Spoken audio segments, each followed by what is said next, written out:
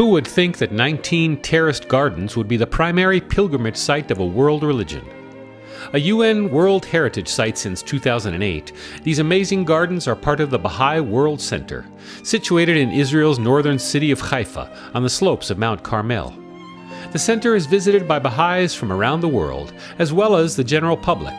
Admission is free.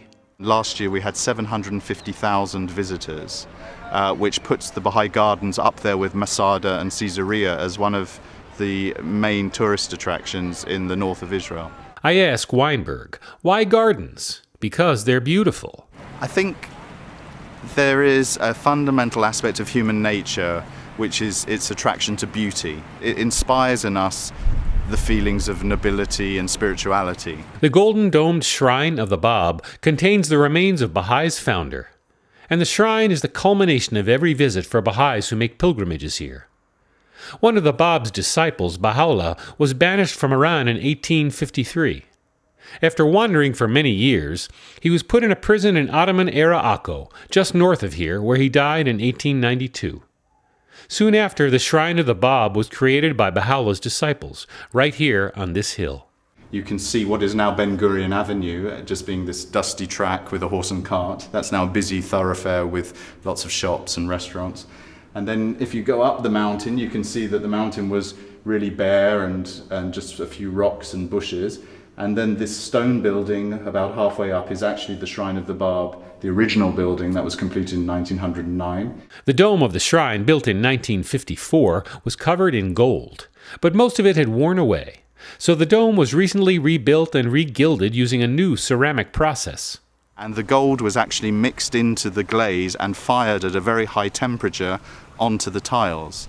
So we have something like 12,000 tiles on the shrine, and we're promised, although none of us will be around to know it, that they're going to last between 200 and 300 years and not lose their luster. The about 450 plant species here were all selected for their ability to survive with a minimum of water. And the extensive fountains are designed to conserve water. The water that you see on the terraces, in the fountains and running in the rivulets down the side of the stairs, the whole system is designed in such a way that the same water is pumped around and purified and pumped back up the mountain and comes down again. Service is a big part of Bahai, and so about half of the workers in the gardens in the center are volunteers. At the moment, about 600, from about 60 countries. One with a unique story is Salah. On my mother's side of the family, they're originally Palestinian.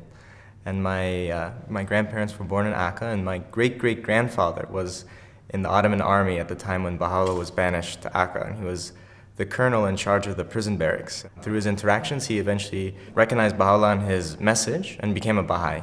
Bahai's peaceful vision of all humanity having a common source and of the equality of men and women certainly seems to have meaning among all this beauty. One of the analogies we find in the Baha'i writings is that the human race, in all its diversity, is really just like the flowers of one garden.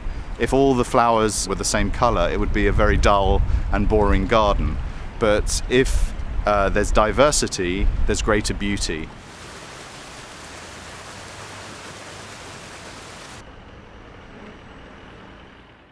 Find out about other exciting stories at Israel21c.org.